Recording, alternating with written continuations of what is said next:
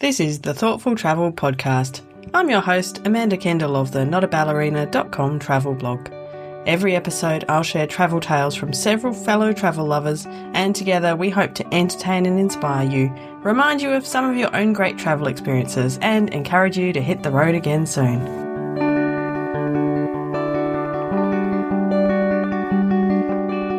Hello and welcome to episode 386 of the Thoughtful Travel Podcast. Today's title is this: It Could Have Been Much Worse, Surviving Travel Dramas. You know I love, and actually I know listeners also love, the stories about when things go wrong. And so I've got a few pretty bad ones, but they all turn out okay for today's episode. Before we start, I'd like to pay my respects to the Whadjuk people of the Noongar Nation where I'm recording this podcast. Now, I feel like I have been pretty fortunate to not have anything too scary happen on my travels over the years, but certainly in my 20s, there were a few moments when I kind of just had to close my eyes and think, okay, if I die here and now, at least I'm traveling and doing something I love. Mostly those situations were, mostly I was being driven by, let's say, less than stellar drivers on less than stellar roads. To this day, I'm a nervous passenger. I might have actually mentioned in an older episode about a particularly harrowing drive in Egypt many, many years ago. The driver had told us he would save petrol by turning off his headlights, even though it was the middle of the night. And that was pretty terrifying to me. Definitely one of the scariest drives I've been on. But we were on our way to catch a plane. It was kind of the middle of nowhere. There was really no choice. We just had to buckle in and think positive thoughts, and obviously survived. So that's the main thing. In today's episode, my guests have had some pretty seriously scary stuff happen on their travels, but of course they live to tell the tale. They've all come out of it fine in the end, and actually well off in one way because they have a great story to tell. So my first guest today with a great story to tell is Tudor Morgan. He is the Antarctic Ambassador for HX Expeditions. You might remember or maybe think of them as Hurtigruten, and the expeditions wing a couple of years ago was renamed to HX Expeditions. As Tudor's job title, Antarctic Ambassador, suggests, he has a whole lot of experience working in Antarctica. And that does seem to be a continent that's particularly prone to risk and something going wrong. So I used to work for British Antarctic Survey. I started my polar career, if we call it that, there. And I worked as a field guide or mountain guide. And as part of that, we would take the base staff on holiday to give them a break from base routine. And this is during the winter. And I was wintering with 15, 16 people, 7 months with no contact with the rest of the world, or limited contact with the rest of the world.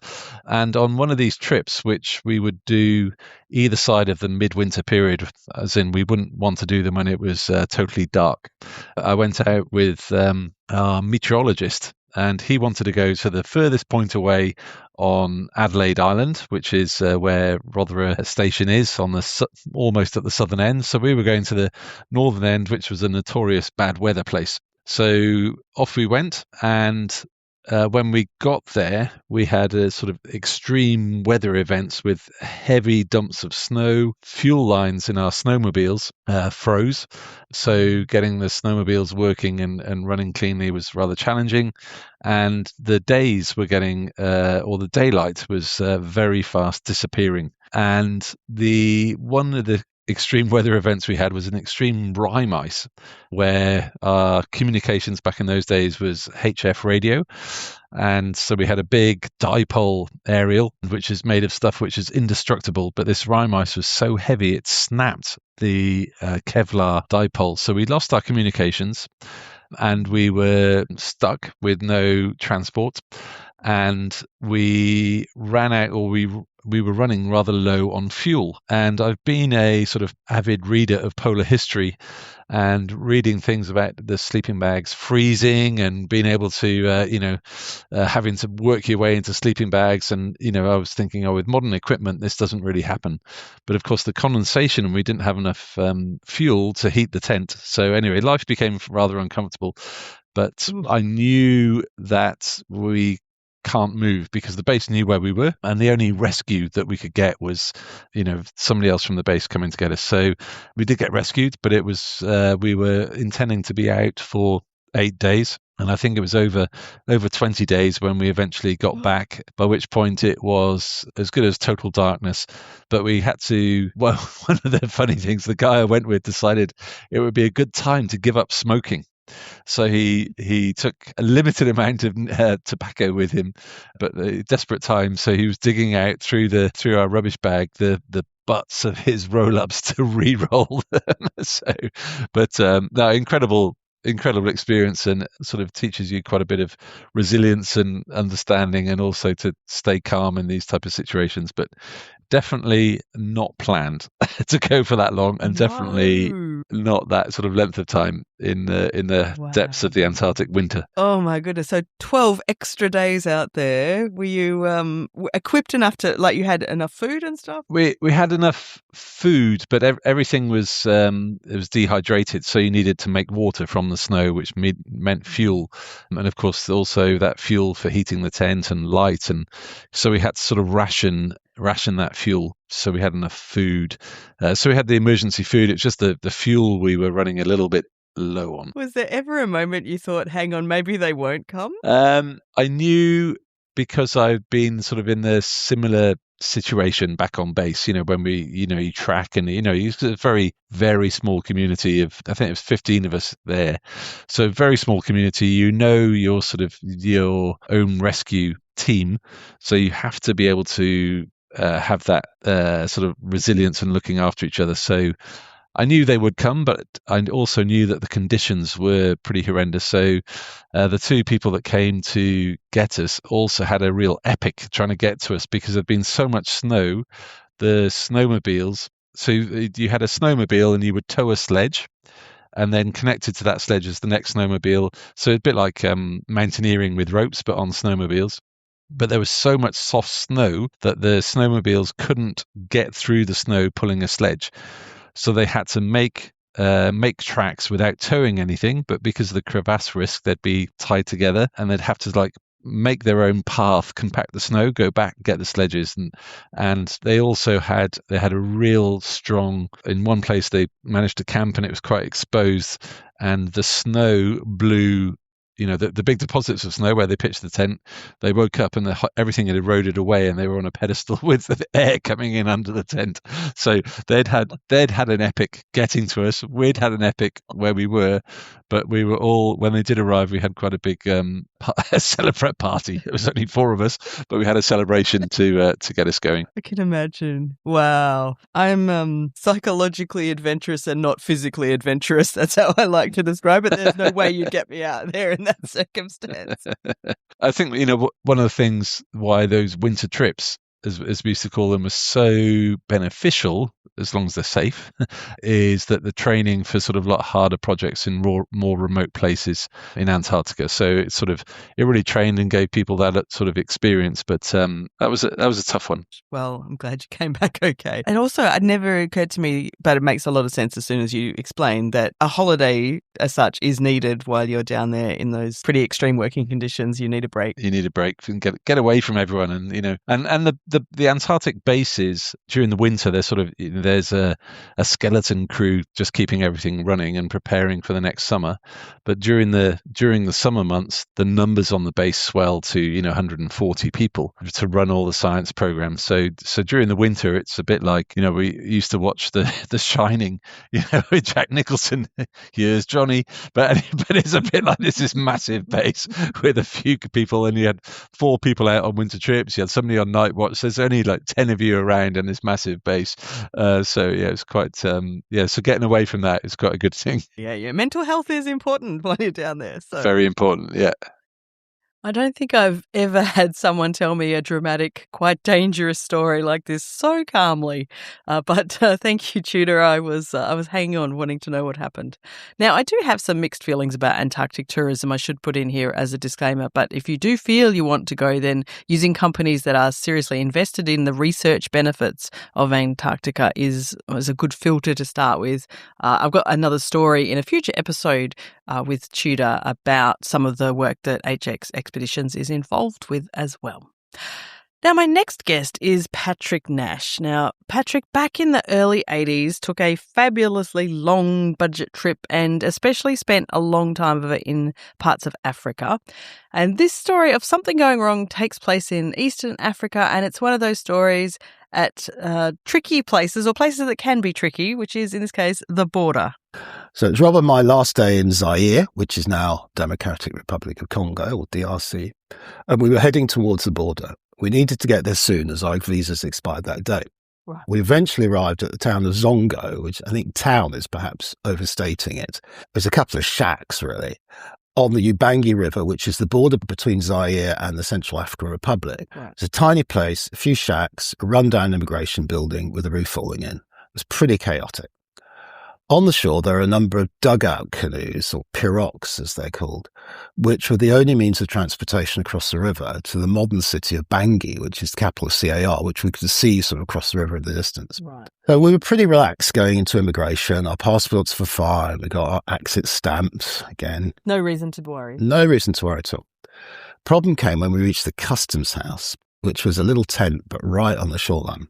The customs officer looked at our passports, and then he asked for what's called the currency declaration forms, which was a thing back in the day where you had to declare what currency you'd exchanged and how where you'd spent it. You know, I mean, it was. Oh, right. Yeah. This was a big.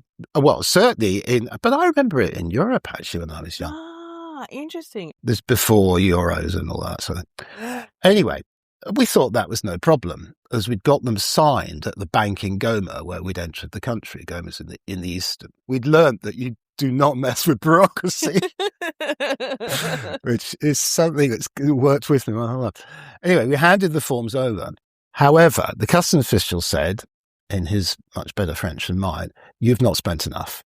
Oh. So we explained how we travelled, which had been on foot and hitchhiking, and we'd been staying in villages along the way, and that we hadn't spent very much money. Yeah. This didn't. So he's accusing you of being dishonest. He's accusing us of being dishonest and got quite angry. He demanded we pay a lot more, basically all the money that we had. And then that was his mistake, because we realised it was a bribe threat. He said, "How much have you got?" And we sort of told him about half of what we got. And he said, "Well, I need more than that." And you think, okay, here we go. Anyway, this was before I'd been thrown in jail. So the customs tent was right by the dugout canoes. We had the exit stamps in our passport, so we could enter CAR. Mm-hmm. The official went outside and walked off to the immigration building, I assume, to get backup. Right. This could get complicated. Rob said, "Let's get in the dugout." And there was literally one more a few feet away, and we ran up and told the ferryman just to go and fast. And to his credit, he got going at some speed. This seems like a risky thing. Very risky thing to do. We were halfway across the river, which was it's quite a wide river, right, when we saw lots of activity on the Zairean side. Men were shouting and waving, and then we heard the first shot. Oh, my goodness. And we looked back, and you could see them hitting the water, about, I don't know, a few yards away. And we saw more shots, and they literally only just missed. And Rob and his best French went, plus vite, at the ferryman. And there we go. Oh, my God. That's scary, though. Yeah, it was scary. I mean, it's the first time I've been shot at, or at that point, it was the first time I shot at. I think it was the third time I'd had a gun pointed at me. Wow. Which, yeah. You have to assume they're loaded, don't you? I mean, you'd be mad not to assume that. It's very sensible to assume that. Yeah, it just happened to me in Thailand on the way back from Australia, actually. Mm. I flew back and spent a couple of weeks in Thailand, and a Thai policeman put a gun at me in the airport. Because? Because I'd slept overnight on a couch, because they'd cancelled the flight, and I'd run out of money, and I was 18 years old. Yes, exactly. Not a threat to democracy. I don't think that was an act of terrorism, really. It was. I'm very glad that this one ended well. The story goes that they were just taking shots as warnings and they weren't really trying to hit them, but I don't care. I would have been so terrified. But Patrick has had all kinds of things happen in his travel, so I guess he just takes everything in his stride.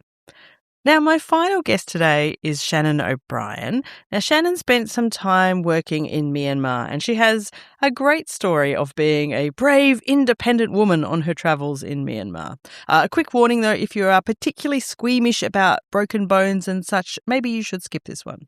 When I was teaching in Myanmar, I lived there for 1 year in the city of Mandalay.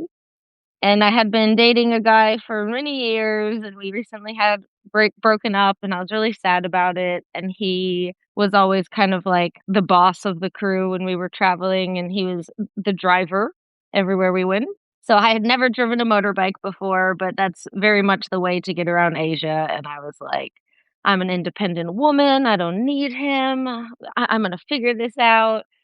One of my girlfriends was visiting, and we went up into a remote region in Myanmar called Chiao Mai to do a motorbike trip around these stunning mountain ranges through villages. The only motorbikes we could rent were manual. I don't even know how to drive a manual car, but like tried it out in the town for a day. Thought it was all good. And then, we went for it, and everything was going really well. We drove a day up into the mountains, up into these villages, and then it was dirt roads. It was very windy roads. And I was going around a corner, not even going fast, but just kind of slid out, and I fell. And I was laughing. Of course I fall. Of course it's me, whatever. I go to dust my hands off, and then I look at my finger, and my pinky is facing down towards the ground. Oh. With the bone completely sticking out. Oh, no. So you realize only by looking at it, not pain? Yeah, I didn't even feel it. Wow. I guess adrenaline, I don't know. So yeah, we're very, very remote at this point. Like more than a day driving away from a very tiny town. Oh no. So we had to stand on the side of the road and kind of hitchhike. Some local guy on a motorbike happened to go by. So we asked, kind of with sign language vibes, if I could get on the back of his bike. So I'm holding on with one hand, with my other hand here, and my pinky flailing in the wind. Oh my goodness. For 4 hours to get to the nearest town. So this was a tiny town, a tiny village. They have kind of their health center, but it is absolutely nowhere that you want to be. But I got their doctor-y person to tape my finger together. And then we could pay someone who had a car in that village, because it's not like they have taxis or anything, to get back to Mandalay, which is another 5 hours drive. So it took 9 hours to get to the nearest hospital. And then again, you really don't want to be in the hospital in Myanmar. If a foreigner gets injured or sick, you fly out. That's Right. the goal. Oh. But yeah, so I'm okay. It's broken. They're going to tell me it's broken. They're going to give me a cast and we'll move on. But then they said, I have a lot of dirt and dust and debris inside of the bone. And if you don't deal with that within 24 hours, that you can get serious infections that could maybe even kill you. But of course, there's no more flights out of the country that day. So I had to get surgery in this hospital. Oh no. Which ended up okay. My hand is fine, but they gave me, I looked like, who's that X-Men character? Oh, I don't know, but I can imagine. The Wolverine. They gave me these metal bars that stuck out of my hand. I had them for 6 weeks, these to hold my finger together. Oh my god. I had metal bars sticking out of my thumbs for 6 weeks. But in the end, it was okay. Oh. But I've never driven a motorbike again. I'm not surprised. That would be absolutely enough to put me off for life as well. Phew, so all is well that ends well for Shannon. It could have been so much worse. And of course, that has been the theme of today's episode. So thank you so much for listening to episode 386 of the Thoughtful Travel podcast. I hope you have enjoyed these stories. I do love these kinds of, I don't like things going wrong, but I love the story where you're not quite sure what's going to happen. But anyway, I love these kind of stories. So thank you so much to my guests. First up, I chatted with Tudor Morgan of HX Expeditions. More about them at travelhx.com. Also, big thanks to Patrick Nash. More about Patrick at patricknash.co.uk, and his memoir, Shots Across the Water, Tales of a Journey Through Africa, is out. And of course, you have heard the eponymous story, The Shots Across the Water now.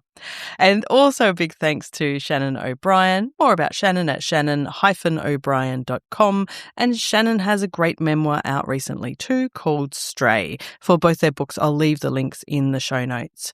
Don't forget, come and tell us your stories of near misses and crazy just survivals. You can do that in the Facebook or LinkedIn groups for Thoughtful Travellers. Just search for Thoughtful Travellers on those platforms. And also stay up to date by joining our newsletter at thoughtfultravel.substack.com.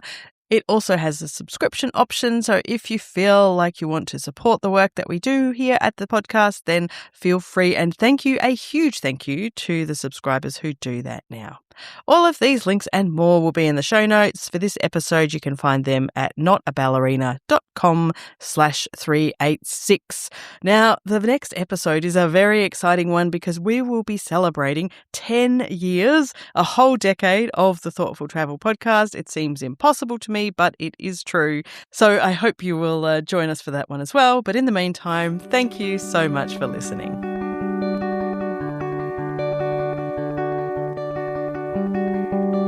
This has been another episode of the Thoughtful Travel Podcast. Show notes and other information are at notaballerina.com/podcast. Join me again soon for another chat about why we travel. Bye for now.